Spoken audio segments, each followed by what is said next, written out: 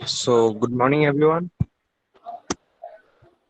Good morning, sir. Yes, good morning. Sir, sir, before the actually our classes started, I had joined a 1 month internship under Festo Didactic, and from there I have learned quite a lot. I have learned a lot about industry and industrial presence, automation. There were a lot of topics. I really enjoyed that 1 month journey. So it was a big part. I cannot really actually present what I have learned in 1 month, but I have taken a topic at least that can help all the. It's not only for mechatronics student or something like that. It's a kind of topic that is useful for even ME students and everyone. I have just tried to brief about something about this device PLC, such that everyone will get some information, and once you go to the industry, or maybe even if you join a PLC based any industrial course right now in the industry, then you will get to know something about it and you will have some visualization what the thing is actually about. So first, starting with my first slide, that is PLC. What is a PLC? So PLC is an industrial digital computer which has been ruggedized and adapted for the control of manufacturing process.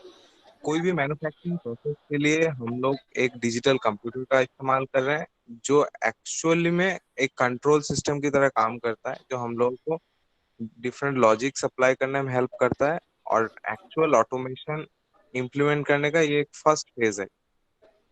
Sir next. Okay, so what is PLC? So PLC is an industrial computer that monitors input, makes decision और and controls output. तो PLC क्या करता है? पहले तो जितने भी sensor वगैरह होता है उनसे इनपुट लेता है और फिर उसको प्रोसेस करता है. जिस हिसाब से हम लोग उसे प्रोग्राम करते हैं उस हिसाब से उसे प्रोसेस करता है, और फिर कोई एक प्रोसेस को ऑटोमेट करता है या फिर किसी मशीन को चलाता है. पीएलसी टोटली लॉजिकल कंट्रोल है. एक प्रोग्राम के थ्रू हम लोग टोटल लॉजिक अप्लाई करते हैं बस. It's nothing so complex about all the C programming and all. हम लोग जो सी प्रोग्रामिंग में करते हैं कि पहले वेरिएबल्स बनाओ फिर असाइन करो, ये पीएलसी प्रोग्राम ऐसा भी पार्ट है, पर it's not like that we need to just create a program out of a lot of hefty stuff. It's simple and logical. Totally अगर आप लॉजिक अप्लाई कर सकते हो तो कोई भी, it may not be mechanical mechatronics, कोई भी ब्रांच का स्टूडेंट एक बार समझ ले उसको पीएलसी में प्रोग्रामिंग के लिए बैठ सकता है. And he can if he has the ability to apply logic of course. So automation process जितने भी होते हैं आजकल इंडस्ट्री में, कोई भी स्मॉल स्केल इंडस्ट्री हो लार्ज स्केल इंडस्ट्री हो, ऑटोमेशन का नॉर्मली जो प्रोसेस होता है आजकल रिलेज का यूज बिल्कुल कम हो गया है. And it's actually totally PLC what is working. So मैंने 2-3 इंडस्ट्रियल विजिट्स भी करे हैं. यहाँ पे 3-4 फेस्टो के अंडर में ही जो लोग, जिन लोगों को Festo actually provide karate hain supplies.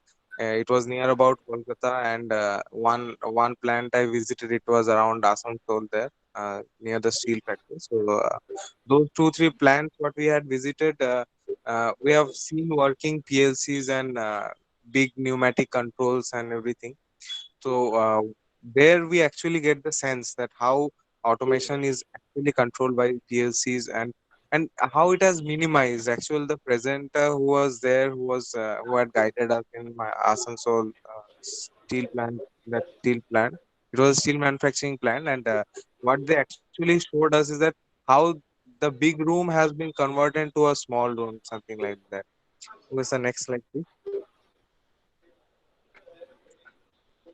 So, okay, PLCs have been highly modified, and it's made in such a way so that it can absorb industrial pressure. That is, in industry we have vibrations, temperature, humidity, noise, and many other stuffs. So PLCs are robust and they are designed in such a way that they can withstand.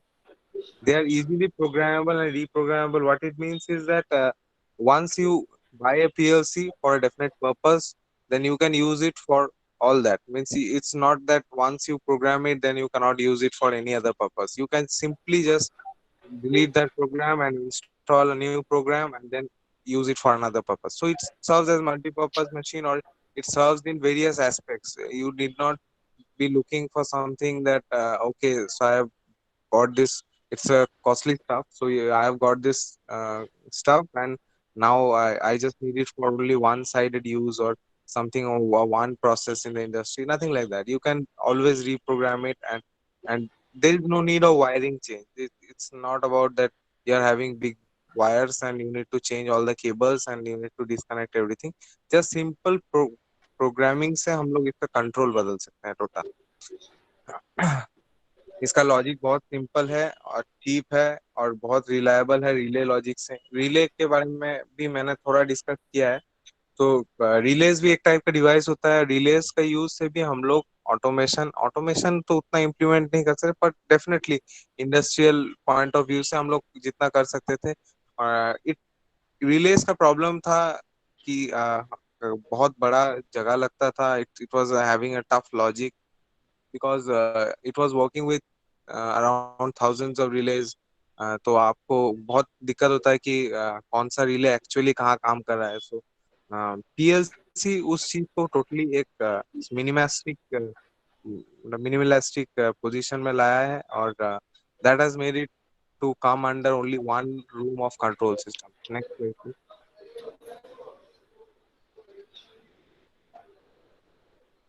Okay, so here I will talk a bit about automation. So automation क्या है? Human control को when we are changing it totally to a machine. So if you guys can see what I have shown here is a process that is being started. Raw materials are implemented, then the process starts. Then after process we get the finished product.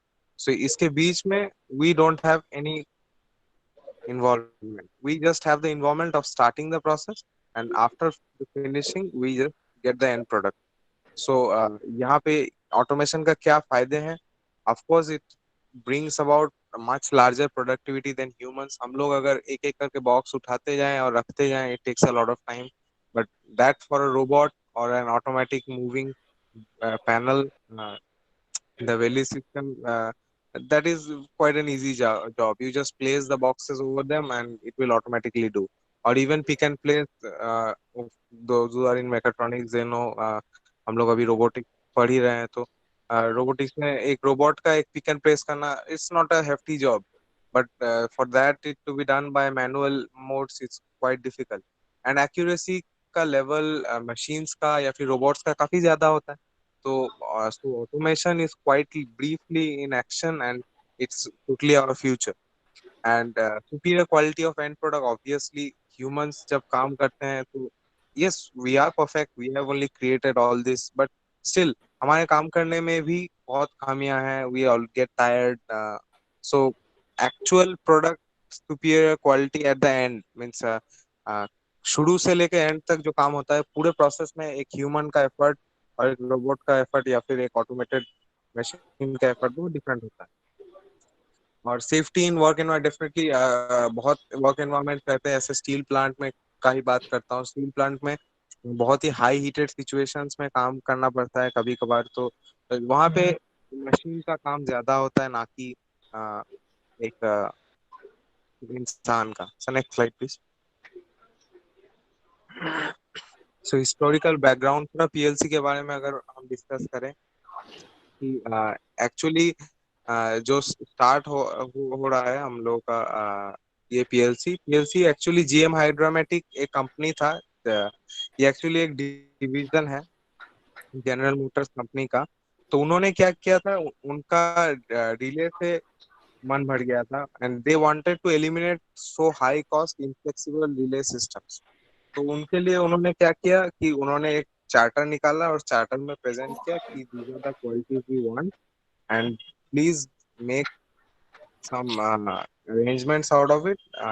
And if somebody can program something, an electronic device that can replace this problem.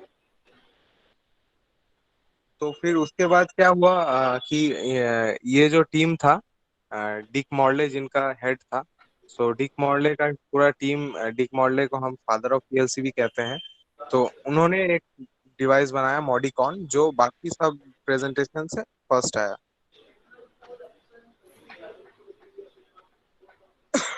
सो उनका ये जो मॉडिकॉन था यही first PLC में कहला जाता है. It was created to replace the relay control system. Next slide sir.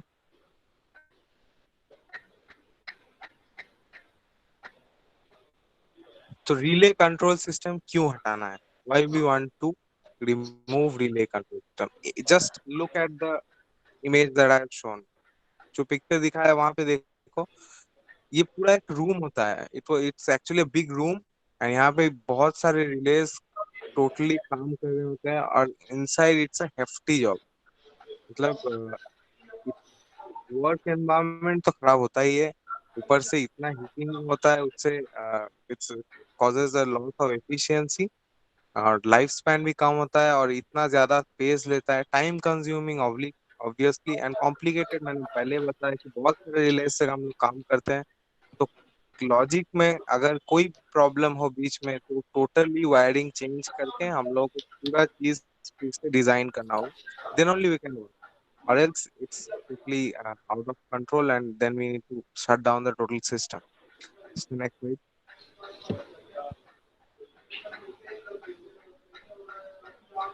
Okay, so advantages of using PLC.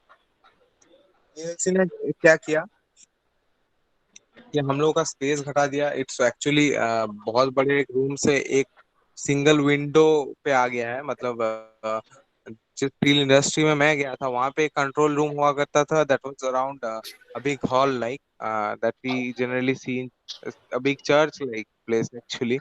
And what it has changed now is to a small control room that is supervised by around 5 engineers.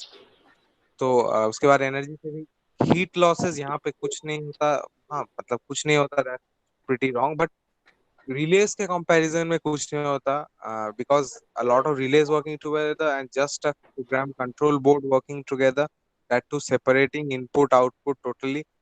तो बहुत heating effect बचता है यहाँ पे. Maintenance बहुत आसान है क्योंकि हम लोगों को बस प्रोग्राम रिप्रोग्राम करना है.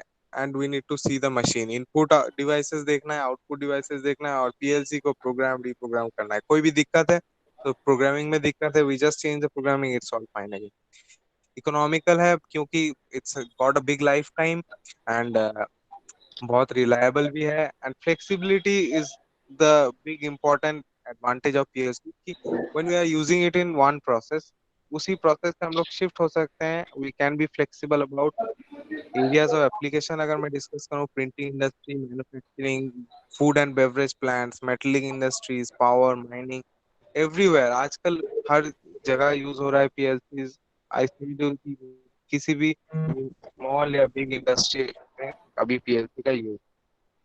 कंपनी देख लेते हैं टॉप पीएलसी में से एलन ब्रैडली, शेंडर, ओमरॉन, बहुत सारे हैं. नेक्स्ट.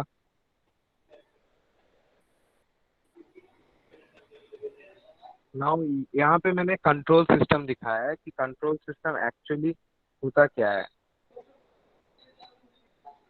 तो कंट्रोल सिस्टम में यहाँ पे मैंने मैनुअल कंट्रोल दिखाया है और ऑटोमेटिक कंट्रोल दिखाया है. यहाँ पे एक शावर है. शावर में से लेफ्ट साइड से कोल्ड वाटर आ रहा है और राइट साइड से हॉट वाटर. जब हमको शावर में जरूरत होता है तो हॉट वाटर का तो क्या करते हैं हम लोग कंट्रोल नॉब घुमाते हैं खुद से. We are controlling the knob and then only hot water comes out. So it will take time something like that. But यहाँ पे पीएलसी का आने आ जाने से क्या होता है कि हम लोगों को ये काम खुद नहीं करना पड़ेगा. हम लोग जस्ट जाएंगे और नल जो चलाना है वो चलाएंगे बस. और बाकी पीएलसी कर देगा कि जब whenever it finds that the water is cold enough, it has got a temperature sensor associated. जब भी एनवायरनमेंट का टेम्परेचर बहुत गर्म होगा, बहुत ठंडा होगा तो ऑटोमेटिकली ये हॉट वाटर वहां से कोल्ड वाटर तक पहुंचा देगा. पीएलसी ऑटोमेटेड का यही फायदा है. Machines can be control without human. Next slide. अब कैपेबिलिटीज ऑफ पीएलसी पे आते हैं कि PLC logic control, timer, counter का use, analogue signal, PID control, arithmetic function, communication और HMI.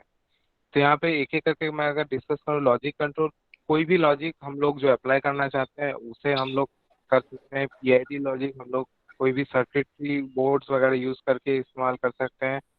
Timers we can use, counters we can use, arithmetic functions भी हम लोग यूज कर सकते हैं, we can perform arithmetic calculations here. Communication बहुत easy हो जाता है, कम्युनिकेशन एस्टेब्लिश करना, एनालॉग सिग्नल भी प्रोसेस होता है यहाँ पे, सिर्फ डिजिटल नहीं, पीएलसीज में we can also implement analogue signals. और HMI human machine interface, PLC forms as the base of human machine interface. तो यहाँ पे पीएलसी का एक छोटा सा फॉर्म दिखाया मैंने कि इनपुट्स हम लोग लेते हैं पुश बटन सेंसर से, और फिर आउटपुट्स में हम लोग लैम्प सोलेनॉइड में कन्वर्ट कर देते हैं। Next slide sir. Major components of a PLC. Now, if we look at the major components of a PLC, we are providing power supply to the central processing system, the memory, the input model, and the output model, and we have a programming device. Sensor devices से input modules में input जाता है, जहाँ से optical isolation से central processing unit के पास data जाता है, वहाँ प्रोसेस होता है, और फिर वही ऑप्टिकल आइसोलेशन के हिसाब से हम लोग आउटपुट मॉडल में जाते हैं। ऑप्टिकल आइसोलेशन क्या है, I will later discuss in the slide. और प्रोग्रामिंग डिवाइस के यूज से हम लोग प्रोग्रामिंग करते हैं। It's a simple device and simple logic, it's not very complex to think about. Next. So यहाँ पे need of digital input output model, पिछले स्लाइड में हम लोग देखे थे कि एक इनपुट मॉडल था और एक आउटपुट मॉडल था। तो क्या जरूरत है एक इनपुट या आउटपुट मॉडल का हम लोगों का सीपीयू के बीच में, हम लोग डायरेक्ट इनपुट क्यों नहीं लेते? सो इनपुट मॉडल एक्चुअली पेरिफेरल होता है सीपीयू का। इसका जो मेन काम होता है वो है सिग्नल को कन्वर्ट करना, कि हम लोगों का पीएलसी का जो पीएलसी जो है वो 5 वोल्ट्स पे काम करता है। तो 5 वोल्ट्स में we are having field digital जो इनपुट होता है वो हमेशा ज्यादा होता है, अराउंड 24 वोल्ट्स है या फिर 30 वोल्ट्स होता है। तो वहां से हम लोग चेंज करके उसको 5 वोल्ट में लाते हैं, ये तो एक काम हुआ। दूसरा, फील्ड से आइसोलेशन, हम लोग डायरेक्ट फील्ड से इसको कनेक्ट नहीं करना चाहते, क्योंकि वहाँ पे वोल्टेज अप डाउन होते हैं, फ्लेक्सिबिलिटीज होता है, उसका इफेक्ट पीएलसी पे ना पड़े, इसीलिए हम लोग इसको आइसोलेटेड करते हैं। Next slide. ओके, तो यहाँ पे एक बहुत इंपॉर्टेंट चीज मैंने डिस्कस किया है, DC input module. DC input module, यहाँ पे हम लोग को समझना है कि एक्चुअली में प्रेजेंट कैसे किया करते हैं हम लोग। तो इनपुट प्रोसेसर में जाने से पहले, डेफिनेटली प्रोसेसर में जाने से पहले हम एक इनपुट मॉड्यूल से जाते हैं। तो इनपुट मॉड्यूल का काम क्या होता है? इनपुट डिवाइसेस से करंट लिमिटिंग रेजिस्टर में पहले इनपुट आता है, जहाँ पे वोल्टेज को पीएलसी के लेवल पे ड्रॉप किया जाता है, और फिर उसको ऑप्टो आइसोलेटर से पास करवाते हैं। अगर आप लोग साइड वाला फोटो भी देख सकते हैं, तो वहाँ पे एक ऑप्टिकल आइसोलेटर है। ऑप्टो आइसोलेटर क्या करता है, ये हमारा जो वोल्टेज है या फिर हमारा जो इलेक्ट्रिक करंट है, या फिर जो भी वैल्यू हम लोग इनपुट डिवाइसेस से हम लोग को मिल रहा है, उसको हम लोग डायरेक्टली पीएलसी से या फिर माइक्रो कंट्रोलर से या फिर प्रोसेसर से डायरेक्टली कनेक्ट नहीं करते हैं। हम लोग क्या करते हैं, एक ऑप्टिकल आइसोलेटर इस्तेमाल करते हैं, जो लाइट लाइट वेव्स के फॉर्म में या फिर वेव्स के फॉर्म में इलेक्ट्रिसिटी ट्रांसमिट करता है। It's just simply like that. हम लोग ट्रांसफार्मर भी देखे हैं कि हम लोग ट्रांसफार्मर में डायरेक्ट कनेक्शन नहीं होता है दोनों साइड में, हम लोग इलेक्ट्रोमैग्नेटिक इंडक्शन का यूज करते हैं। तो यहाँ पे ऑप्टिकल मतलब ऑप्टिकल बेस्ड डिवाइसेस रहता है। Those optical based devices provide light wave that in way transmit the logic या फिर transmit the input to the processor, and in between we have buffer and filter circuits. So current limiting resistor voltage को drop करने में help करता है, और opto isolator क्या करता है कि if we have fluctuations in the input side, और इनपुट साइड में वोल्टेज का फ्लक्चुएशंस भी आए या फिर कोई भी इलेक्ट्रिकल नॉइज भी आए, उसे घटाने में हेल्प करता है ऑप्टिकल आइसोलेटर, क्योंकि ये डायरेक्टली प्रोसेसर के साथ कनेक्टेड नहीं होता है। Next slide. यहाँ पे एक एसी इनपुट मॉड्यूल दिखा है, पिछले वाला जैसे डीसी इनपुट मॉड्यूल था जहाँ पे हम लोग डायरेक्टली ले रहे थे, यहाँ पे एसी इनपुट मॉड्यूल है। यहाँ पे बस एक चेंज रहता है, वो है स्टार्टिंग में हम लोग वहाँ देखे थे करंट लिमिटिंग रेजिस्टर था, और यहाँ पर रेक्टिफायर रेजिस्टर नेटवर्क है। रेक्टिफायर का काम क्या है, डायरेक्शन एसी से डीसी में कन्वर्ट करना, और फिर वो रेजिस्टर के थ्रू जाके फिर ऑप्टो आइसोलेटर से होकर प्रोसेसर में जाता है। Next slide. और ये डीसी आउटपुट मॉड्यूल। और सिमिलरली प्रोसेसर से भी हम लोग को जो वैल्यू मिलता है वो टीटीएल सर्किट्स में जाता है, ट्रांजिस्टर लॉजिक सर्किट, और फिर ट्रांजिस्टर लॉजिक सर्किट से होके वही सेम प्रोसेस में ऑप्टिकल आइसोलेटर के मदद से वो एम्पलीफायर या रिले ट्रायक या फिर आउटपुट डिवाइसेस में पहुंचता है। यहाँ पे बीच में आप लोग देख भी सकते हैं कि आइसोलेटर क्या है, कि हमारा एक्चुअल जो प्रोसेसर है उसके साथ ना इनपुट डिवाइसेस ना आउटपुट डिवाइसेस कोई भी कनेक्टेड नहीं रहता है directly. It's totally optically isolated, ताकि so that we actually get we can protect the PLC from voltage fluctuation on this side. Also, we can reduce electrical noise. Next slide, sir. Okay, so यहाँ पे important चीज discuss किया मैंने, वो है working of a PLC. Left वाला part अगर देखें हम लोग क्या करते हैं, पहले पीएलसी को ऑन करते हैं, फिर इनपुट आउटपुट और रीसेट टाइमर्स को क्लियर करते हैं। पीएलसी में इनपुट आउटपुट और रीसेट टाइमर इसीलिए होते हैं so that we can, because start power और रीसेट तीनों बटन होते हैं। एंड अगर आपको प्रोग्रामिंग में बता पाता, due to shortage of time I can not, पर प्रोग्रामिंग पार्ट में हम लोग ये ख्याल रखते हैं कि अगर कोई भी जो वर्किंग रहता है वहाँ पे जो ह्यूमन रहता है उसका काम होता है स्टार्ट करना, ऑन करना, रीसेट करना। तो इफ बाई चांस ही हम लोग जो भी जिसको भी काम में रखा है, if he is not capable और उसको कोई समझ नहीं है, एंड वहाँ पे बस रेड ग्रीन और एक बटन है और उसे बस प्रेस करना है, वो अगर तीनों को एक साथ प्रेस कर दिया, दोनों को एक साथ प्रेस कर दिया, फिर कोई रीसेट बटन को या फिर पावर बटन को छोड़ के बाकी कुछ भी दबा दे, तो उससे कोई मिसहैप ना हो या फिर दो तीन बटन से कुछ मिसहैप ना हो, इसके लिए हम लोग रीसेट टाइमर पर इनपुट आउटपुट टाइमर्स लगा रखते हैं, क्लियर इनपुट आउटपुट, जिसे हम पावर पीसी पीएलसी को पावर ऑन करने के बाद रीसेट कर देते हैं। फिर चेक हार्डवेयर मेमोरी में हम लोग चेक करते हैं क्या रन करना है, फिर उसको रन करते हैं, फिर इनपुट से डाटा लेते हैं, एग्जीक्यूट करते हैं और आउटपुट को मॉडिफाई करते हैं। यही सेम प्रोसेस चलता रहता है जब तक एरर फ्लैग्स नहीं आते आ जाता है, या फिर अ, जब तक हम लोग का जो प्रोसेस कंप्लीट नहीं हो जाता है, रीसेट स्विच नहीं दबाते हैं, तब तक ये प्रोसेस कंटिन्यू रहता है। अब पीएलसी का ऑपरेटिंग साइकिल देखता हूँ मैंने यहाँ पे, scan of a PLC start होने के बाद पहले इनपुट स्कैन होता है। इनपुट स्कैन में हम लोग इनपुट वोल्टेज क्या आ रहा है या फिर इनपुट डिवाइसेस से क्या फीडबैक मिल रहा है वो स्कैन करते हैं। उसके बाद प्रोग्राम स्कैन होता है, जहाँ पे हम लोग पीएलसी अपना प्रोग्राम स्टडी करता है कि प्रोग्राम में क्या डिटेल्स है, मुझे कैसे आउटपुट फाइल को प्रोसेस करना है, और उस हिसाब से इनपुट डिवाइस को यूज करके हम लोग आउटपुट फाइल्स को प्रोसेस करते हैं। फिर आउटपुट स्कैन होता है, फिर हम लोग आउटपुट डिवाइसेस में ट्रांसफर करते हैं वही जो फीडबैक है। और हाउस कीपिंग जो है वो है इंटरनल चेक्स, मेमोरी, स्पीड, हर एक चीज में एक इंटरनल चेक्स होता रहता है हर एक प्रोसेस के बाद। Next slide sir. Sir I will not take much time, it's almost done. Okay sir. So how many slides are there? Sir few more, two I think, two और Okay, let's finish. Almost. So sourcing and thinking यहाँ पे बहुत important एक concept मैंने यहाँ पे present करने की कोशिश किया है।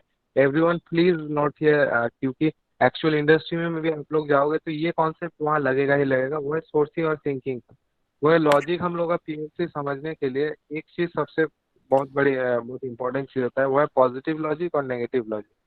हम लोग जानते हैं कि पॉजिटिव, हम लोग कन्वेंशनली मानते हैं एक्चुअल मूवमेंट तो इलेक्ट्रॉन्स का होता है, पर हम लोग कन्वेंशनली मानते हैं कि इलेक्ट्रिसिटी का फ्लो होता है पॉजिटिव से नेगेटिव।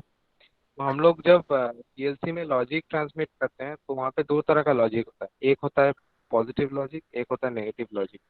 थिंकिंग को हम जनरली नेगेटिव लॉजिक से देखते हैं और सोर्सिंग को हम लोग पॉजिटिव लॉजिक, तो सॉरी उल्टा बोल दिया मैंने, थिंकिंग को हम लोग पॉजिटिव लॉजिक से देखते हैं, थिंकिंग इनपुट को, और थिंकिंग आउटपुट को हम लोग नेगेटिव लॉजिक से देखते हैं, और सोर्सिंग इनपुट को हम लोग नेगेटिव लॉजिक से देखते हैं, सोर्सिंग आउटपुट को पॉजिटिव लॉजिक से। तो थिंकिंग इनपुट क्या होता है, जो पॉजिटिव लॉजिक होता है उसमें क्या होता है कि हम लोग पॉजिटिव साइड में इनपुट डिवाइस को कनेक्ट करते हैं, पीएलसी के पॉजिटिव टर्मिनल के साथ इनपुट डिवाइस को कनेक्ट करते हैं। तो वो जब ऑन होता है, जब पॉजिटिव डिवाइस का वैल्यू नेगेटिव हो जाता है, मतलब 0 से 1 हो जाता है, तो हम लोग इनपुट सेंस करते हैं, तो उसको हम लोग पॉजिटिव लॉजिक बोलते हैं। थिंकिंग आउटपुट क्या होता है, इसी का आउटपुट हम लोग जो थिंकिंग इनपुट था इसका आउटपुट को हम थिंकिंग आउटपुट। अब सोर्सिंग इनपुट नेगेटिव लॉजिक कैसे हो जाता है, जब हम लोग negative side of the PLC में किसी भी इनपुट डिवाइस को कनेक्ट करते हैं तो उसे नेगेटिव लॉजिक या फोर्सिंग इनपुट बोलते हैं। और वहाँ पे क्या होता है कि नेगेटिव साइड का जो टर्मिनल रहता है वो जब क्लोज होता है तब हम लोग एक इनपुट सेंस करते हैं, जब तक ऑन रहता है तब कोई इनपुट नहीं सेंस करते हैं। Next slide. Selecting a PLC, finally I have drawn few points out of the total lecture कि हम लोग PLC जब खरीदने जाएं तो how we select। पहला हम लोग चेक करते हैं इनपुट्स और आउटपुट्स, हम लोग को कितना पिंस चाहिए होता है, क्या इनपुट रहेगा हमारा, डिजिटल है क्या एनालॉग है। फिर मेमोरी, हम लोग कितने मेमोरी पे काम कर रहे हैं, कितना बड़ा प्रोग्राम लिखना है, how we are going to actually work, कितने सारे प्रोडक्ट्स को हैंडल करना है, उस हिसाब से हम लोग देखते हैं। प्रोसेसिंग स्पीड डिपेंड्स करता है क्या वर्क फील्ड है। जैसे we are having normal pick and place, जो टूथपेस्ट इंडस्ट्री होता है वहाँ पे जो पीएलसी काम में लगता है वो ज्यादा मेमोरी का नहीं होता है। जो पिक एंड प्लेस वाला पीएलसी होता है, जो बस एक रोबोट को पिक एंड प्लेस करवाना होता है, तो उसमें ज़्यादा प्रोसेसिंग स्पीड नहीं लगता है। वही सिमिलरली एक स्टील प्लांट पे जब हम लोग जो स्टील का जो सेटअप होता है जहाँ पे मिक्सिंग वगैरह होता है वो सब जब हम लोग कंट्रोल करते हैं तो वहाँ पे बहुत सारे प्रोसेस कंट्रोल करना होता है, तो बड़ा पीएलसी लगता है या फिर बिग प्रोसेसिंग पावर वाला पीएलसी लगता है। आप CPU capability, system function, function blocks, ये सब हम लोग को स्टडी करना होता है कि हम लोग क्या क्या करवाएंगे उससे। हमें टाइमर, काउंटर और बिट मेमोरी का जरूरत हम लोग को ये इसीलिए पड़ता है क्योंकि we are actually going to implement that. Timers use करेंगे, काउंटर्स यूज करेंगे और स्पेशल फंक्शन में high speed counters, close loop control. High speed counters use होता है जहाँ पे हम लोगों को कोई फास्ट एक आउटपुट सेंड करके फिर स्टॉप हो जाना है, तो वहाँ पे हम लोग हाई स्पीड काउंटर्स का इस्तेमाल करते हैं। और नेटवर्किंग और कम्युनिकेशन कैपेबिलिटीज टोटली डिपेंडेंट है कि हम लोग किस वर्क एनवायरनमेंट में काम कर रहे हैं। जैसे हम लोग अगर बहुत ही किसी डेंजरस वर्क एनवायरनमेंट में काम कर रहे हैं जहाँ पे पीएलसी को हम लोग बाहर से कंट्रोल करना चाहते हैं तो network, highly network communicable PLC use कर सकते हैं। या फिर अगर हम लोग वर्क एनवायरनमेंट नॉर्मल होता है, हम लोग वही बैठ के काम कर रहे होते हैं, तो it's just a normal PLC without much network capability. Next slide sir. So PLC small और बिग इंडस्ट्री, कोई भी इंडस्ट्री हो, हर एक इंडस्ट्री का बहुत अहम हिस्सा हो गया है। It's actual base of automation nowadays. और इंडस्ट्रीज ऑटोमेशन के बिना आज बहुत मतलब चल ही नहीं सकता। Almost all industries are automated because human process is lengthy, lethargic, automation is now. So I conclude this slide and I would just like to brief on my internship a bit, sir. Next slide, please. So these are the things I had learned. I was doing a training internship program under Chandrasekhar Azad sir. He's a brilliant man. He has worked for Tata for since around 14 years, and now he is under Festo. He's working here. He's a all-time pneumatic controller and PLC programmer. He is currently the robotics in charge and robotics head. He's also the head of the Festo Didactic, the learning environment.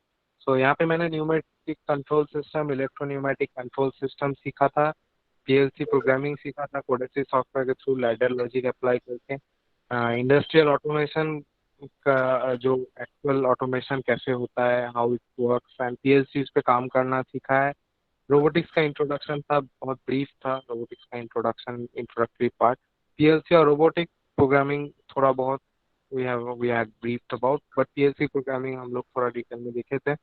We had actually worked on uh, three modules. One was the pick and place module, one was the sorting station module, and then finally the drafting module जहाँ पे हम लोग receiver को apply करते हैं। It was a 1 month internship. It was a big time. And lastly, the last slide में move करते हैं sir. Next slide. So finally, I want to acknowledge the Festo team for their efforts. उनका ये जो initiative था, बहुत कम पैसों से हम लोगों को एक मौका मिला था ज्वाइन करने का, and it was a big fun time and we had learned a lot, specially Chandrashekhar से। He is a brilliant man. मैं जो भी सीखा हूँ आज उन्हीं की वजह से, and it was a big time working with him. He is a industrial expert, और इंडस्ट्रियल एक्सपर्ट होने के साथ भी हम लोग तो नॉर्मल स्टूडेंट्स थे। सेकेंड ईयर में था, कोई फोर्थ ईयर में था, MTech वाले students थे, masters वाले, still how he handled that every person who जिनको कोई knowledge भी नहीं है, say someone who is quite a knowledgeable, everyone how he has handled and how he had experted us. This is the result we are quite capable today in learning all those things. Today, thank you to everyone, all the students. आप लोग बहुत patiently सुने हो, and thank you to sir for allowing me to present this thing. Any questions from your side? Yes. Do we? Full form क्या है PLC का? Yes, Shivan says some question. Shivansh, I didn't get it. हाँ, PLC का full form क्या है? CNC जैसा ही है क्या? It's programmable logic controller. ये बस एक logic controller है जिसे हम लोग खुद से प्रोग्राम कर सकते हैं. So it's a programmable logic controller. अच्छा.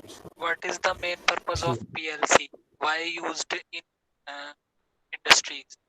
मतलब इंडस्ट्री में हम इसका किस मेन पर्पस की वजह से इसका इस्तेमाल करते हैं? PLC का एक्चुअल काम होता है इनपुट लेना, फिर हम लोग जिस तरह से प्रोग्राम करते हैं उस हिसाब से लॉजिक को रन करना और आउटपुट देना. जैसे मैं एक एग्जांपल लेता हूँ, जो पिक एंड प्लेस होता है, ठीक है, जैसे कोई भी इनपुट मॉड्यूल होता है, कोई भी टूथपेस्ट मान लो, तो टूथपेस्ट को हम लोगों को डिब्बे में डालना है. तो जो टूथपेस्ट का जो हैंडल्स रहेगा, मोशंस रहेगा, जो भी जो कन्वेयर मूव कर रहा है या फिर उसके ऊपर जो रखना है, वो चीज़ तो हम लोग टोटली प्रोग्राम करते हैं PLC के थ्रू कि कब कन्वेयर को मूव करना है और किस मोमेंट पे उसको रोकना है, फिर कब रोबोटिक आर्म आएगा उसको उठाएगा, फिर कब वो जाके और फिर सॉर्टिंग वाला भी अगर देखें कि सॉर्टिंग कैसे काम करता है, जैसे कन्वेयर मूव करके कहाँ रुकना है और कैसे सॉर्ट होना है, ये पूरा लॉजिक PLC से हम लोग बनाते हैं. मतलब इनपुट और आउटपुट डिवाइसेस को कंट्रोल, मतलब इनपुट डिवाइसेस को कंट्रोल करके एक वैलिड आउटपुट जो कि हम लोग का इंडस्ट्री में रिक्वायर्ड है, वो हम लोग PLC से देते हैं. It's just a controller, human machine interface.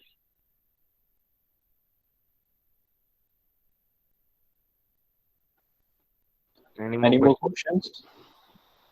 So meanwhile, students will think of some questions. So I must praise Rohan. The slides are very presentable.